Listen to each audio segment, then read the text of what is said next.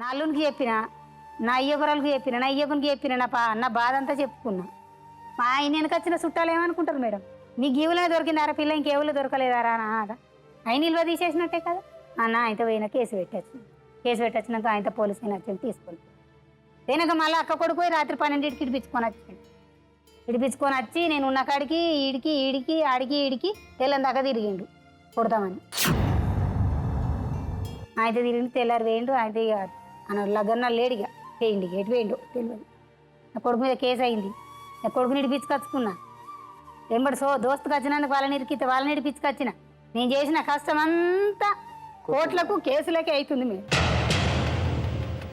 3 లక్షల బాకి తెచ్చి లగ్గం చేసిన. ఇప్పుడు పిల్ల కట్నం పోయలే. ఇంకా 8 లక్షలు ఎంత? 8 లక్షలు. 8 లక్షలు ఉందా? ఇప్పుడు కట్నంతో 8 లక్షలు అవుతాయి. ఊరిసి అందుకొని కొడితే మేడం ఇక కుట్లు పడ్డాయి, 6 కుట్లు పడ్డాయి. ఈడ అవగారిల్లు అని పోయి అన్నగానికి అన్ని ఎక్కించి చెప్పి అది నన్ను కొట్టిపించి వెళ్ళగొట్టి అన్నగంతో సంసారం చేసిన ఉంటున్నాను. మా బావ కొడుకు నుంచుకున్నాడని పెట్టిండు ఊరంతా పోటు. సైకో మేడం మొత్తం. మా మరిది మస్కర్లో చేసిన వ్యవస్థ అంతా ఇది మేడం. నేను చేసే పని కూడా నా భార్య చెప్తుందన్న ఒక అనుమానంతో ఈ వ్యవస్థ నడిపించింది మేడం. 1 సంవత్సరం పైసలు పంపించి అంతా వ్యవస్థ పెట్టింది. 1 సంవత్సరం పంపిండు మేడం నాకు. ఇప్పుడు ఏం కావాలి న్యాయం మీకు? నా పిల్లలకు నాకు న్యాయం జరగాలి అమ్మా అని బాంచాను.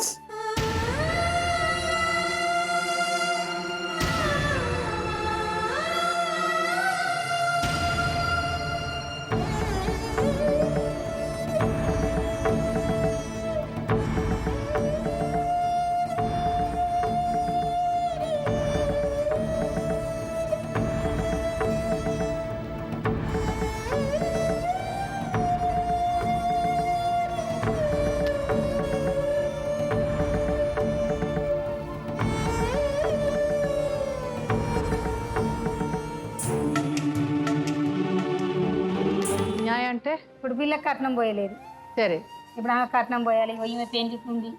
ఆయన ఒక రెక్క మీదకి వెళ్ళి ఎంత బాగా తీరుతాడు మేడం చెప్పు. ఏంటి ఎందుకు ఏడుస్తున్నావు?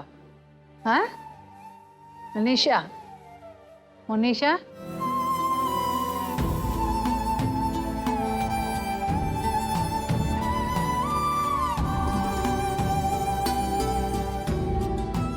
నాన్నతో ఉండవా? నువ్వు ఎవరితో ఉంటున్నావు? అమ్మతోనే ఉంటున్నావు. నీకు ఇప్పుడు నాన్న కావాలా వద్దా? వద్దు, అమ్మతోనే ఉండాలా? ఎందుకు వద్దు? నాన్న మంచోడు కాదు మేడం, మమ్మల్ని కూడా తిట్టిండు, కొట్టిండు.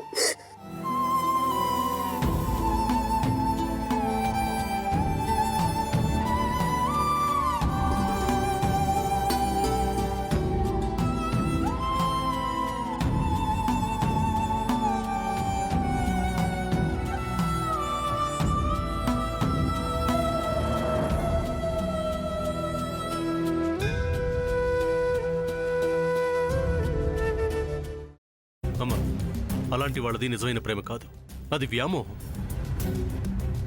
ఎగ్జాక్ట్లీ చిన్నత్త, నిజంగా ప్రేమించుకున్న వాళ్ళు అలా చేయరు.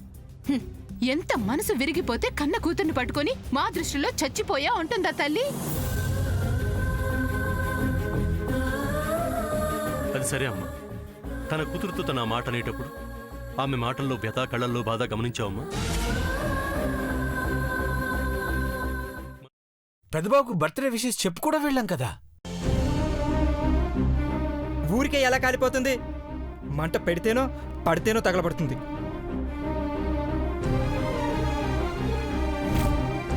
కరెక్ట్ చిన్నబాబు, నీకొచ్చినట్టే నాకు డౌట్ వచ్చింది. పార్వతే షర్టును తగలబెట్టిందనుకుంటా.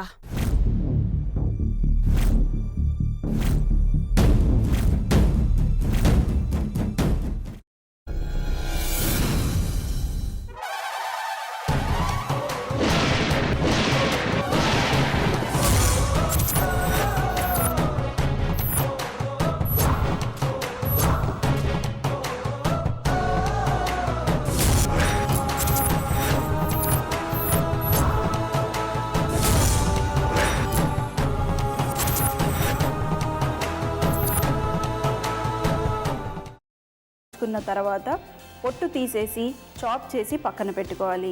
ఒక ప్యాన్లో కొద్దిగా నూనె వేడి చేసి అందులో ఆవాలు, మినప్పప్పు, శనగపప్పు, కరివేపాకు, సన్నగా తరిగి పెట్టుకున్న ఉల్లిపాయలు వేసుకుని 1 నిమిషం పాటు వేయించుకోవాలి. ఆ తర్వాత కాల్చి కట్ చేసి పెట్టుకున్న వంకాయని కూడా అందులో వేసుకుని బాగా మిక్స్ చేసి బౌల్లోకి ట్రాన్స్ఫర్ చేసుకుని అందులో తగినంత చిక్కటి పెరుగు లేదా పల్చటి పెరుగు వేసుకుని మిక్స్ చేసి అన్నంతో కానివ్వండి, చపాతీతో కానివ్వండి సర్వ్ చేసినా చాలా బాగుంటుంది.